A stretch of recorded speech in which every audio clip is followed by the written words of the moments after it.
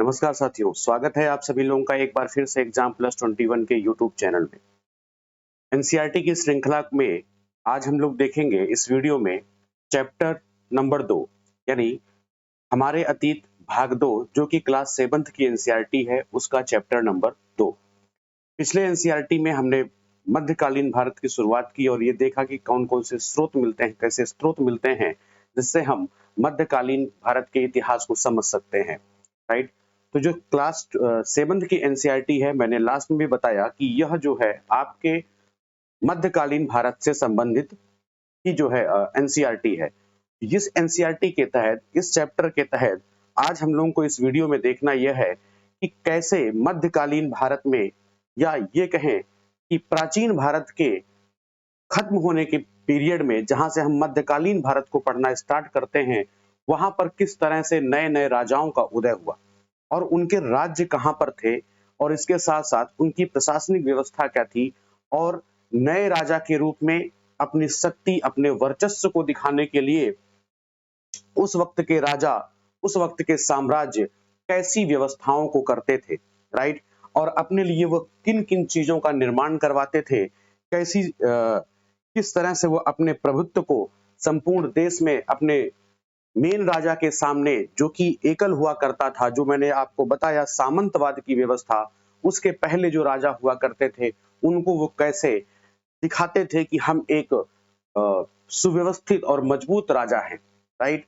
इसी तरह से वह साथ ही साथ अपने अगल-बगल के पड़ोसी राज्यों के राजाओं के सामने भी यह दिखाने का प्रयास करते थे कि कैसे हम उनसे ज्यादा शक्तिशाली है। इसके लिए बहुत सारी चीजें हैं, कैसे वो आर्थिक रूप से संपन्न हुआ करते थे, कैसे वह अपने आर्मी को रखते थे, तो बहुत सारी चीजें काम में आती हैं और आज हम लोग ये चैप्टर्स भी देखेंगे उसी के संदर्भ में कि नए राजाओं का उदय किस प्रकार से होता है, राइट?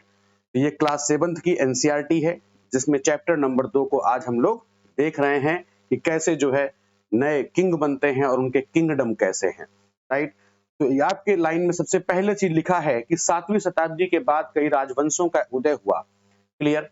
इसका मतलब यह है कि कई सारे स्रोतों से यह पता चल चुका है, कई सारे सोर्सेस से यह मालूम हो चुका है कि जो भारत के इतिहास का 7वीं शताब्दी है, 7th सेंचुरी है। 7वीं शताब्दी का मतलब यह है कि वर्ष 601 के बाद का समय, राइट? वर्ष 601 से लेकर के और आगे 700 ईस्वी तक ये क्या है आपका 7वीं शताब्दी है, राइट? 7वीं शताब्दी है यानी कि ईसा के जन्म के 600 वर्ष बाद के से लेकर के 700 वर्ष तक का जो समय पीरियड है, जो सेंचुरी है, जो शताब्दी है, वह आपकी 7वीं शताब्दी है। तो 7वीं शताब्दी में धीरे-धीरे सामंतवाद की व्यवस्था की तरफ भारत अग्रसर था और कई सारे छोटे राज्य पनपने स्टार्ट हो गए थे। तो जो हमारा यह भारतीय उपमहाद्वीप है, सब कॉन्टिनेंटल है, उसमें बहुत सारे अलग-अलग जाति, अलग-अलग धर्म को मानने वाले कुछ ने किसी को आधार बना करके अपनी एक अलग शासन व्यवस्था को बनाया। तो आप यहाँ पर चित्र में देख पा रहे होंगे कि जैसे नीचे से बात करें तो यह जो हिस्सा था, राइट? यह जो हिस्सा है, क्लियर? कलिंग, पूर्वी चालुक्य, तो चोर, चेल और पांड्य जैसे यहाँ पर शासक उभर करके सामने आए। राजस्थान के थोड़ा सा नीचे ये महाराष्ट्र के पास का जो एरिया है, यहाँ पर राष्ट्रकूट नाम के शासकों का उद्भव हुआ। उसी की तरह कन्नौज के पास में या प्रयाग जो आधुनिक इलाहाबाद, बनारस, यहाँ पर चंदेल, परमार, गुर्जर प्रतिहार, चाहमान, राइट? तो इन सब क्षेत्रों में इन सब का शासन रहा है। इधर आप बहुत पूर्व की तरफ देखेंगे तो पाल वंश का शासक पहाड़पुर क्षेत्र के आसपास यहाँ पर काफी ज्यादा पनपा है। ऐसे ही इन सब जगहों पर भी अलग-अलग शासक जो है एक-एक करके, कहीं गुर्जर प्रतिहार, कहीं राष्ट्रकूट, कहीं पाल, कहीं चोल, कहीं चाहमान, जिसको चौहान भी बोला गया है, इनका अपना-अपना अलग स्थान बना, राइट? तो ये इनकी बाउंड्रीज हैं, आप इसको ध्यान से देख सकते हैं, क्लियर? तो देखते हैं कि नए राजवंशों का उदय कैसे 7वीं शताब्दी में हुआ है। तो 7वीं शताब्दी के आते आते जो भारतीय सब कॉन्टिनेंटल है, भारतीय उपमहाद्वीप है, इसके अनेक भागों में बहुत बड़े बड़े भूस्वामी, योद्धा, सरदार अस्तित्व में आ चुके थे। राइट, उनके पास बहुत सारी जमीनें थी तो वो अपने आप को भूस्वामी कहते थे, कुछ लोग सरदार कहते थे। तो जो राजा लोग होते थे, जो किंग होता था, वह उन्हें अपने मातहत या सामंत के रूप में मान्यता देते थे। हमने लास्ट वीडियो में यह बताया था कि जब कोई ये साम्राज्य हो और इस साम्राज्य का सब कुछ केंद्र सत्ता किसके, एक किंग के हाथ में हो, और किंग जब अपने साम्राज्य का विस्तार कर लेता है, बहुत बड़ा साम्राज्य हो जाता है, तो उसे उस पूरे साम्राज्य को संभालने में अत्यधिक कठिनाइयों का सामना करना पड़ता है। तो उसने अपने राज्य को क्या किया था, कई सारे हिस्सों में डिवाइड कर दिया था। क्लियर, कई सारे हिस्सों में वह उसको जो है डिवाइड कर देता है और वहां पर नए नए सामंतों की नियुक्ति कर देता है, नए नए सामंत स्थापित कर देता है, और उन्हीं सामंतों को मिनी किंग भी कहा जाता है। राइट, तो जो किंग हुआ करते थे वह सामंतों से ये उम्मीद करते थे कि वह राजा के लिए उपहार लेकर के आए, उनके दरबार में आके जी हजूरी करे, हाजिरी लगाए और उन्हें सैन्य सहायता, आर्मी जो है, आर्मी उनको प्रदान करे, जिससे वह भी क्या हो पाए, सुरक्षित हो पाए और उनका भी वर्चस्व बना रहे। लेकिन अधिक सत्ता और संपदा हासिल कर लेने के बाद जो सामंत हुआ करते थे, जब उनके, क्योंकि जब वो मिनी किंग है तो वो भी तो अपने राज्य का प्रसार करेगा, वो भी अपनी सैनिक शक्तियों को बढ़ावा देगा। तो ऐसे में क्या हुआ कि जो सामंत होते थे, जब वो अपने आप में ही ज्यादा संपदा और शक्ति हासिल कर लिए, सत्ता हासिल कर लिए, तो अपने आप को वो महासामंत कहलाने लगे, और कुछ लोग तो महामंडलेश्वर यानी पूरे मंडल का स्वामी अपने आप को घोषित कर देते थे। तो उनके अंदर भी अपना क्या एक गुरूर आ जाता था, अपना एक ईगो आ जाता था कि वो क्यों जाए राजा के पास फिर।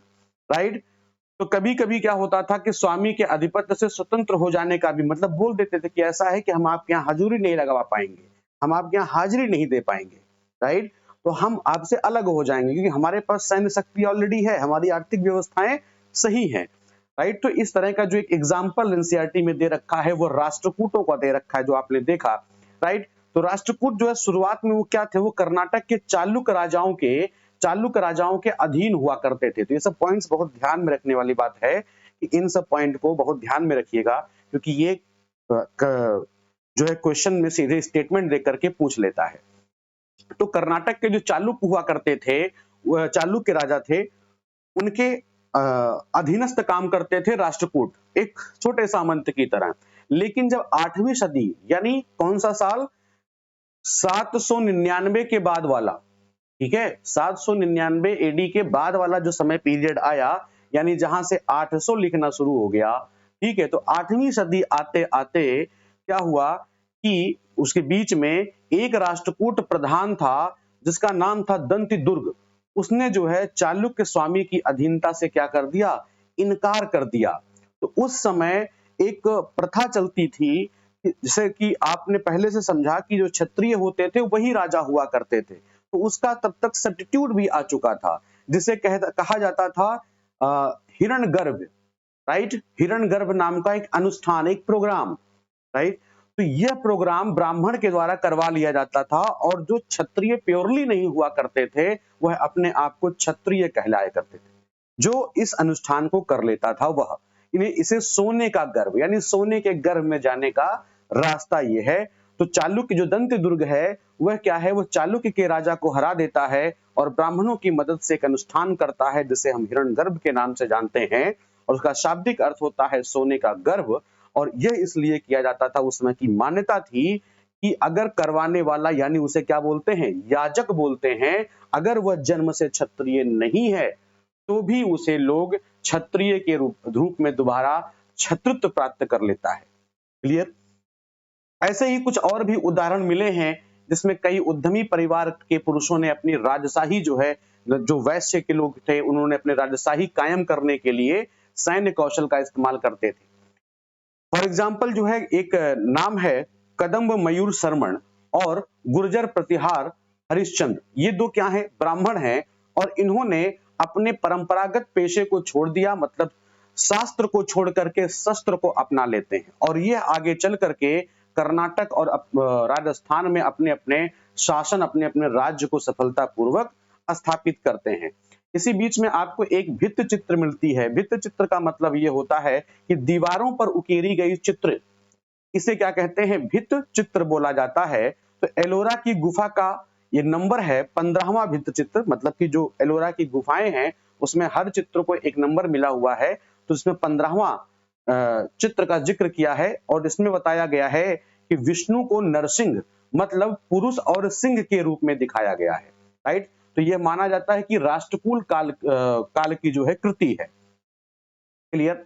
तो ऐसे ही जैसे ये दो राजा, यहाँ पर ये जो दो राजा हैं, जैसे इन्होंने यानी मयूर शर्मण और हरिश्चंद्र, तो ब्राह्मण होते हुए भी वह राजवंश को अपने चला लिए, अपने राज्यों को चला लेते हैं। तो ऐसे ही करके 7वीं शताब्दी से लेकर के 8वीं शताब्दी के बीच तक बहुत सारे राजवंशों का एक एक करके उद्भव होता है भारत के इतिहास में। राइट, तो अब देखते हैं कि इन राज्यों का प्रशासन क्या होता था। राइट, प्रशासन व्यवस्था कैसे चलती थी, एडमिनिस्ट्रेशन कैसे होता था। तो ये जो नए राजा थे, इनमें से बहुत सारे लोगों ने अपने आप को क्या बोल दिया था, महाराजाधिराज, यानी राजाओं के राजा। त्रिभुवन चक्रवर्ती मतलब 3 भुवनों का स्वामी। तो इसी तरह अन्य भारी भरकम, जो कि दमदार हो बोलने में, सुनने में, समझने में, तो ऐसी उपाधियां उन लोगों ने धारण कर ली। लेकिन इस तरह के दावों के बावजूद वह अपने सामंतों और साथ ही साथ किसान, व्यापारियों और ब्राह्मणों के संगठनों के साथ अपनी सत्ता की साझेदारी भी किया करते थे। तो इन सब राज्यों में जो भी उत्पादक होते थे, यानी किसी चीज को उत्पादित करने वाले, राइट, जैसे किसान हैं, पशुपालक हैं, कारीगर हैं, तो इनसे जो है संसाधनों को इकट्ठा किया जाता था और इनको अक्सर अपने जो भी उत्पादन ये करते थे उसका एक हिस्सा त्यागने के लिए बोला जाता था। और या तो आराम से त्याग दो, नहीं तो फिर उसके लिए बाध्य भी किया जाता था। तो कभी कभी इस हिस्से को क्या माना जाता है, लगान। यहां से आपको एक शब्द निकल करके आएगा, लगान। और क्योंकि इसे प्राप्त करने वाला भूस्वामी होने का दावा करता है, तो राजस्व व्यापारियों से भी, जो व्यापारी हैं उनसे भी लिया जाता था उस समय। तो अर्थव्यवस्था ऐसे ही तो चलेगी, राजा ऐसे ही तो अपने सारे खर्चे को वहन करेगा। वहीं पर एक शब्द निकल के आता है 400 कर, मतलब कि 400 प्रकार के शब्द ऐसे मिले हैं जिसको हम कर के रूप में जान सकते हैं। तो वहां से एक अब इंस्क्रिप्शन मिला है तमिलनाडु में।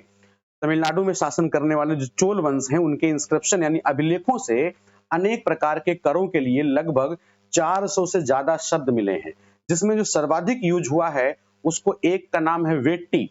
वेट्टी का मतलब होता है कि जो नगद के बजाय जबरन श्रम के रूप में लिया जाता था, मतलब कैश नहीं, श्रम के रूप में लिया जा रहा है कि उसके पास अगर आमदनी नहीं है, उसके पास कोई रुपया पैसा नहीं है, तो वह क्या करे, वो श्रम के रूप में ध्यान दे, यानी जबरन श्रम करे। इसके अलावा एक है कदमाई। कदमाई का मतलब होता है भू राजस्व। क्लियर। तो मकान पर अगर आपने छज्जा लगा रखा है, जैसे जो खिड़कियों पे लोग लगा लेते हैं, तो उसके लिए भी क्या है, कर लगता है। खजूर या ताड़ के पेड़ पर अगर आप चढ़ रहे हैं तो सीढ़ी का इस्तेमाल कर रहे हैं तो उस पर भी टैक्स है। राइट। तो पारिवारिक संपत्ति का अगर किसी को उत्तराधिकार मिल गया है तो उस पर भी क्या है, टैक्स है। तो ऐसे कई प्रकार के लगभग 400 शब्द टैक्स से संबंधित मिले हैं मध्यकालीन भारत के शुरुआती स्थिति। तो ये जो संसाधन होते थे वो राजा की व्यवस्था का वित्तीय आधार बनते थे, क्योंकि राजा के पास तो और कहीं इनकम है नहीं, उसके पास यही सब इनकम है। इसके साथ ही साथ वो मंदिर और दुर्गों के निर्माण का भी इस्तेमाल होते थे। जो वो टैक्स होता था वो मंदिर बनवाने के लिए, दुर्ग का निर्माण करने के लिए करते थे, क्योंकि उससे उनको शो करना होता था कि हमने इस प्रकार के मंदिर बनवाए, उसकी ये मान्यता है और इतना भव्य मंदिर है। राइट। तो और उसके साथ ही साथ जो टैक्स हुआ करता था, जो संसाधन था, उसको युद्ध में लड़ने के लिए भी इस्तेमाल करते थे, जिनसे लूट की शक्ल में भी धन मिला करता था। और जमीन और व्यापारिक मार्गों के प्रयोग की संभावनाएं तो ऑब्वियस सी बात है। तो राजस्व वसूली के लिए पदाधिकारियों की नियुक्ति की जाती थी, जो कि एक सामान्य प्रभावशाली परिवार के बीच से की जाती थी और प्रायः वंशानुगत होती थी, कि मतलब अगर उसका बेटा, अगर किसी कोई व्यक्ति कर वसूलने का काम करता है तो उसका बेटा भी करता है। राइट। सैन्य व्यवस्था में भी ऐसे ही हुआ करता था, सेना में भी ऐसा था। कई बार राजा के निकट संबंधी ही इन ओहदे पे हो जाया करते थे, जो मुख्य मुख्य पोस्ट हुआ करती थी। राइट। इसके अलावा फिर आगे चैप्टर में दे रखा है प्रशस्तियां और भूमि अनुदान। तो प्रशस्तियां क्या होती हैं कि मतलब ब्राह्मणों द्वारा रचित ऐसी चीजें जो केवल प्रशंसा की जा रही हो जिसमें राजाओं की, उन्हें क्या बोलते हैं, प्रशस्तियां बोलते हैं। और भूमि अनुदान का मतलब होता है भूमि का दान करना। तो प्रशस्तियों में ऐसे कई बार ब्यौरे मिलते हैं जो शब्दतः सत्य नहीं हुआ करते थे, क्योंकि जरूरी नहीं है सही है। कोई राजा है, उसने कहा नहीं नहीं तुम ऐसा लिखो वरना बड़ी बेइज्जती हो जाएगी, तो उसने जो है उस तरह के जो है शब्द अपने लिए यूज करवाए। लेकिन ये प्रशस्तियां ही क्या है हमारे लिए, इतिहास या इतिहासकारों के लिए इतिहास जानने के स्रोत हैं, राइट। तो इनसे पता चलता है कि शासक खुद को कैसा दर्शाना चाहते थे। जैसे फॉर एग्जाम्पल सूरवीर विजयी योद्धा के रूप में, तो ये ब्राह्मण विद्वानों के द्वारा रची गई, जिसको अक्सर प्रशासन ने मदद, जो ऐसे, और वो भी फालतू ब्राह्मण से नहीं उनके पास आते थे, ऐसे ब्राह्मण से इन प्रशस्तियों की रचना करते थे जो राजा के काफी निकट होते थे, जो राजा राज दरबार में बैठा करते थे। केवल वही राजा जो है इन सब चीजों को क्या करते थे, वही ब्राह्मण से जो है लिखा करते थे। ऐसे ही एक राजा हुआ, राइट, जो प्रतिहार का था, उसका नाम है नागभट्ट। तो उसकी जो है प्रशस्ति मिली है, उसमें लिखा गया है, जो ये प्रशस्ति है वो प्राप्त हुई है कहां से, ग्वालियर मध्य प्रदेश से, राइट। किसका है, प्रतिहार नरेश नागभट्ट का। तो इससे कामों का वर्णन किया गया है कि आंध्र, सैंधव यानी सिंध, विदर्भ यानी महाराष्ट्र का हिस्सा, और कलिंग यानी उड़ीसा का हिस्सा के राजा उनके आगे तभी धराशायी हो गए जब वो राजकुमार हुआ करते थे। कहीं ना कहीं उसकी वीरता को दिखाया गया कि बचपन से ही वो इतना ज्यादा प्रभावशाली हुआ करता था। तो उसने फिर वहीं पर जो है कन्नौज के शासक चक्रयुद्ध को भी विजित किया। उसके बारे में बताया कि उन्होंने वंग, ये नाम ध्यान रखिएगा, जैसे बोल रहा हूं, वंग यानी आधुनिक बंगाल का हिस्सा, अनर्त यानी गुजरात का हिस्सा, मालवा यानी मध्य प्रदेश का हिस्सा, किरात यानी वनवासी, तुरुस्क यानी तुर्क, वत्स मत्स्य, दोनों उत्तर भारत के जो राज हुआ करते थे, इनके राजाओं को इनके राजाओं को उन्होंने क्या किया, पराजित किया। तो जो राजा लोग हुआ करते थे वह ब्राह्मणों को भूमि, इससे जब कोई ब्राह्मण बहुत अच्छा लिख दिया करता था तो उसको भूमि अनुदान दे दिया करते थे, पुरस्कृत कर देते थे। और ताम्र पत्रों पर भी इसको जो है लिखवाते थे, ठीक है। और इस ताम्र पत्र पे उसका ब्यौरा लिख दिया जाता था कि हमने ये भूमि क्या करी है, दान में दे दी है। जैसे यहाँ पर आप एक देख रहे हो ताम्र पत्र है, इसको एक क्लिफ में जो है सजो करके रखा गया है, राइट। तो ये जो चित्र है आपको, ये संस्कृत और थोड़ा तमिल भाषा में लिखा गया है, ठीक। ताम्रपत्रों का एक संग्रह है जिसमें बताया गया है 9वीं सदी में एक शासक के द्वारा भूमि अनुदान का उल्लेख किया गया है। जिन कड़ियों से ये पत्र जुड़े हैं उन पर राजसी मुहर भी लगी हुई है, आप सील भी देख रहे हो बगल में है, राइट, जो ये बताने के लिए प्रमाणिक है कि ये राजा के द्वारा दिया गया एक दस्तावेज है, राइट। इसके अलावा और भी बहुत सारी चीजें थी तो भूमि के साथ में दिया जाता था। तो चोलों के द्वारा एक भूमि अनुदान का जो है एक तमिल भाग का एक अंश यहाँ पे मिला है, जहां पर लिखा गया है कि हमने मिट्टी के मेड़े बना करके, मतलब कि खेत को बाउंड्री बना करके, राइट, खेत की बाउंड्री बना करके हमने दान दे दिया।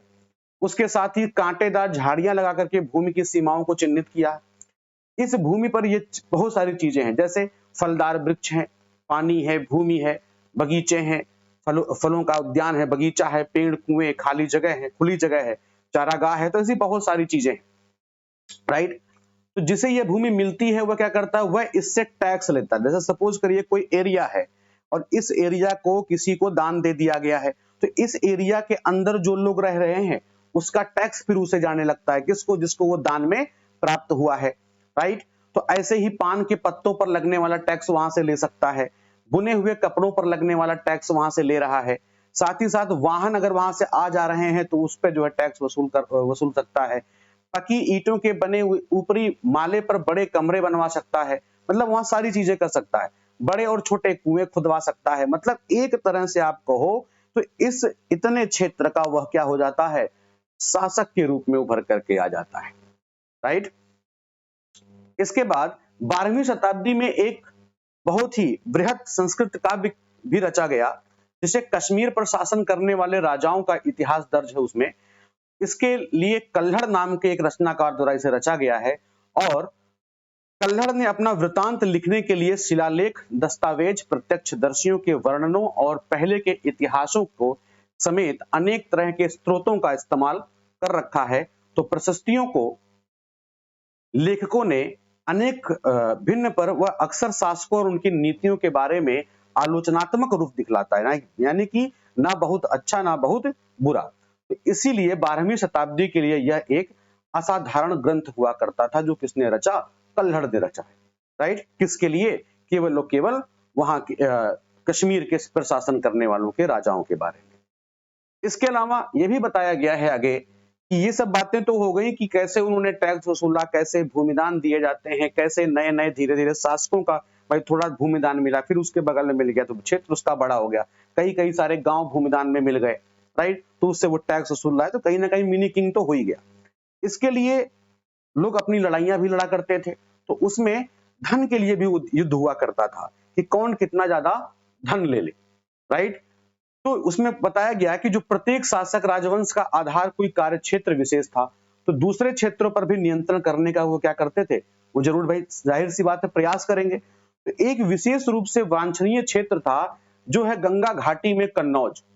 काफी ज्यादा डेवलप्ड ये जगह थी, क्यों? क्योंकि बीच से गंगा नदी गुजरा करती है। राइट? अगर आप यहाँ पर देखेंगे तो जो कन्नौज का क्षेत्र है, राइट, वो लगभग यहाँ पर है। क्लियर?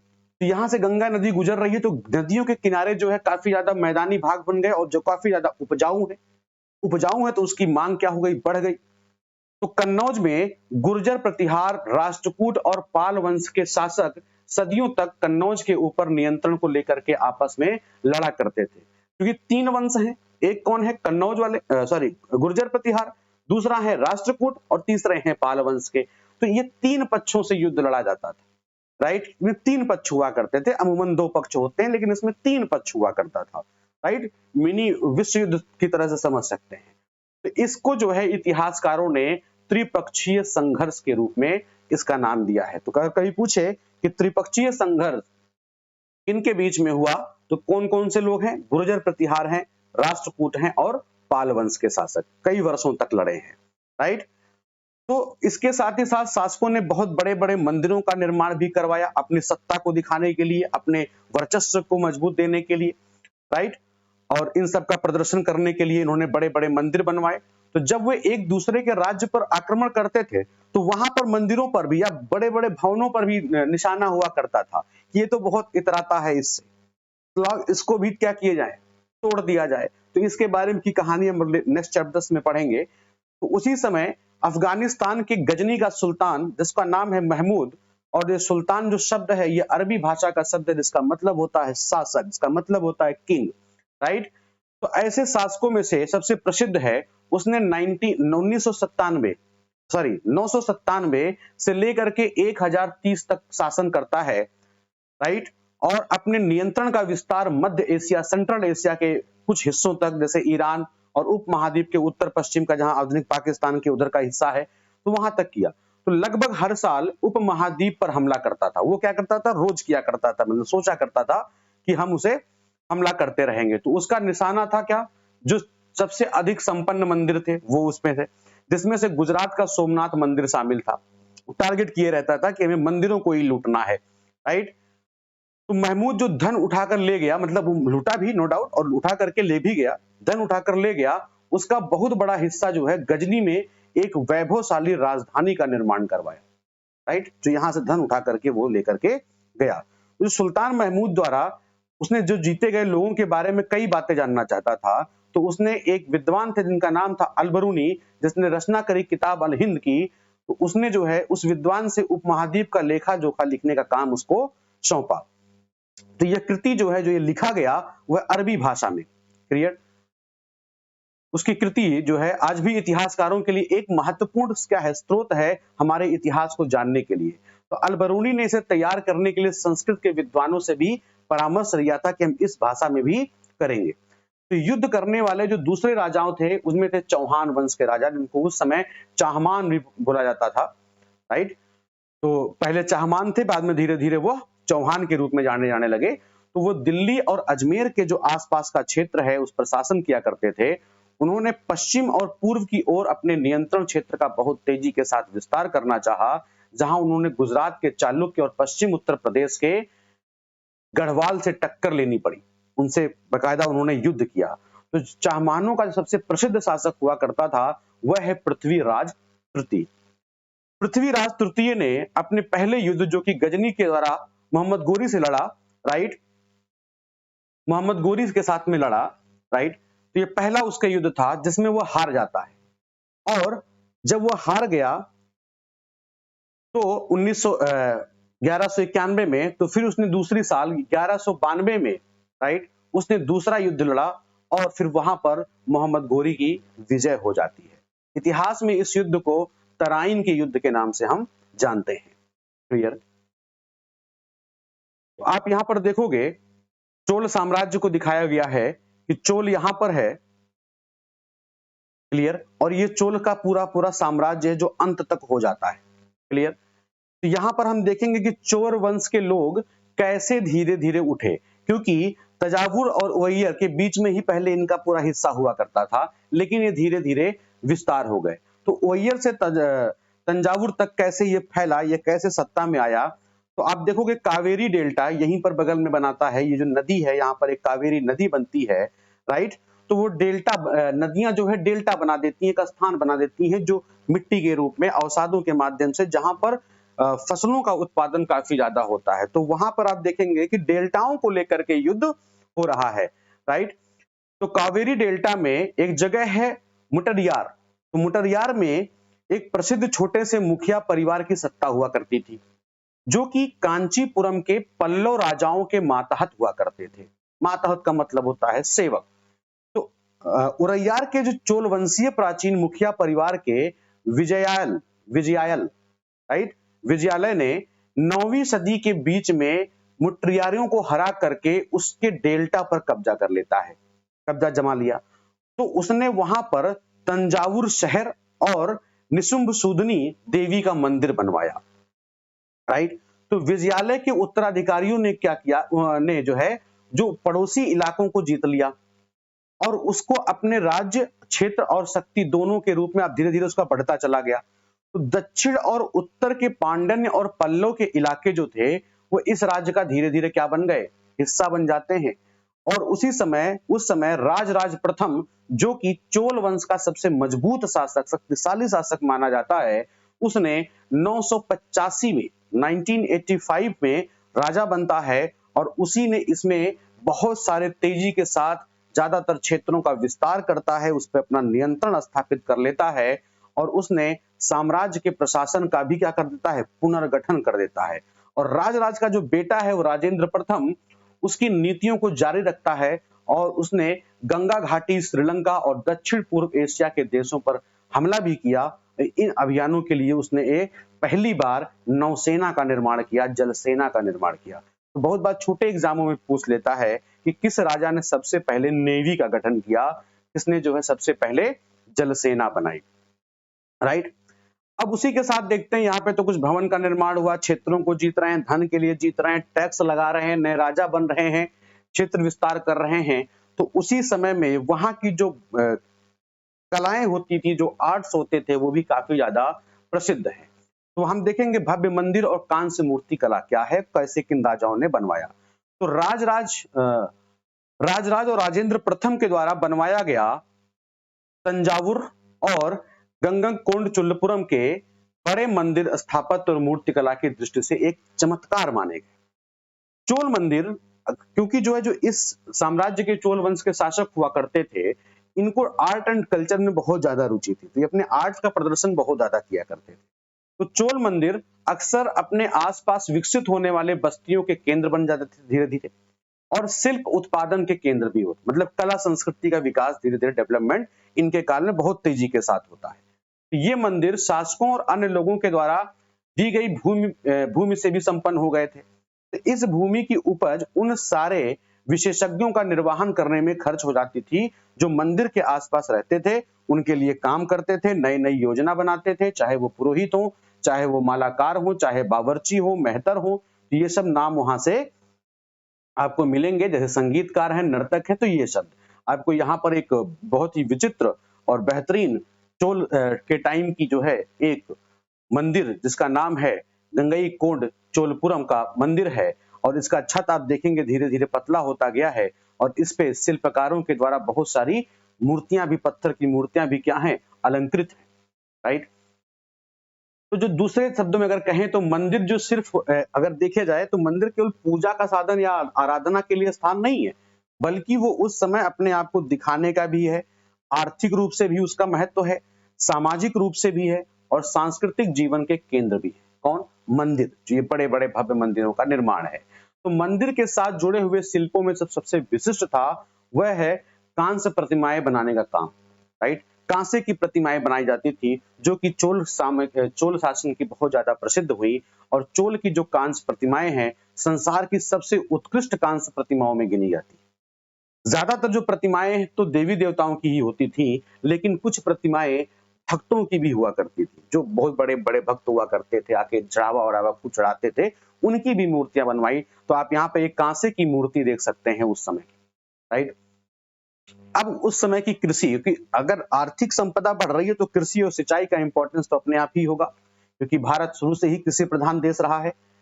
तो कृषि और सिंचाई के बारे में बात करें तो चोलों ने बहुत सारी उपलब्धियां कृषि में हासिल किए, जिसमें कावेरी नदी बंगाल की खाड़ी में मिलने से पहले छोटी छोटी शाखाओं में बढ़ जाती है।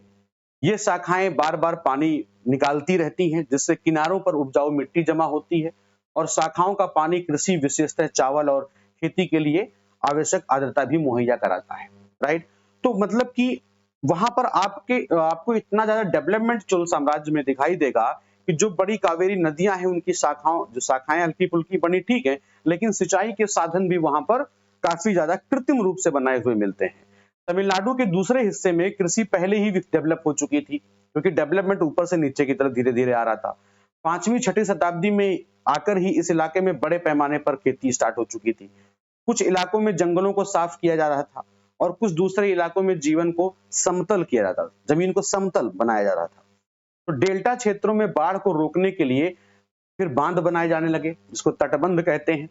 पानी को खेतों तक ले जाने के लिए नहरों का निर्माण होना शुरू हो गया था।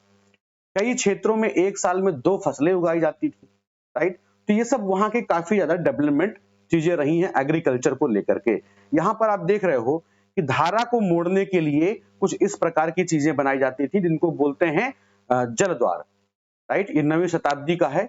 हौज से नदी की शाखाओं में पानी के प्रवाह को इसके जरिए नियंत्रित कर लेते थे, और इस पानी से खेत को सींचा जाता था। तो जो जल द्वार होता था वो पारंपरिक रूप से किससे, लकड़ी या धातु का बना होता था, राइट, जो आमतौर पर पानी के स्तर को नियंत्रित करता था, नदियों और नहरों में दर प्रवाह को संचालित भी किया करता था। तो कई जगहों पर आप देखोगे कि फसलों के लिए सिंचाई में कृत्रिम रूप से भी साक्ष्य मिलते हैं, राइट। तो सिंचाई के लिए बहुत सारी पद्धतियां अपनाई गई। कुछ इलाकों में कुएं खुदवाए गए, कुछ जगहों पर बारिश के पानी को इकट्ठा करने के लिए विशाल बड़े बड़े तालाब बनवाए गए, राइट। तो सिंचाई के काम में जो योजना की जरूरत होती है, आप भी जानते हैं, किसी भी काम में जरूरत होती है, जैसे श्रम तो लगेगा ही, साधन लगेगा, इनको व्यवस्थित भी किया जाएगा। तो इन कामों को देखरेख करने वाला भी होना चाहिए कि बंटवारा कैसे हुआ, कि इस क्षेत्र को कितना पानी देना है, उस क्षेत्र को कितना पानी देना। तो वहां के जो आसपास गांव के रहने वाले लोग हैं, उन्होंने धीरे धीरे इन सब गतिविधियों में, इन सब कार्य योजनाओं में अपनी अपनी भूमिका निभाई, और उसके लिए वो आगे लगातार तत्पर रहे और काम भी करते रहे। अब उन सब साम्राज्यों में प्रशासन क्या चलता था, कैसे चलता था, किस तरह से संगठन हुआ करता था। तो किसानों की जो बस्तियां हुआ करती थी उन्हें हम क्या कहते हैं, उर के नाम से जानते हैं, हम लोग पिछले एनसीईआरटीज में पढ़ चुके हो। तो सिंचित खेती के साथ ही बहुत ज्यादा जो उर हुआ करते थे, जो किसानों की बस्तियां थी, वो धीरे धीरे समृद्ध हो गई, और जब समृद्ध हो गई पूरी तरह से, जो ज्यादा डेवलपमेंट कर जाते हैं उनको क्या बोलते हैं, नाडु कहा जाता है, राइट।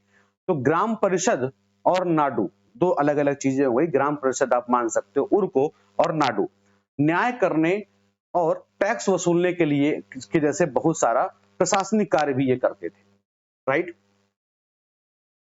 जो गांव का एक समूह बना, उस समूह को क्या बोला गया, नाडु बोला गया।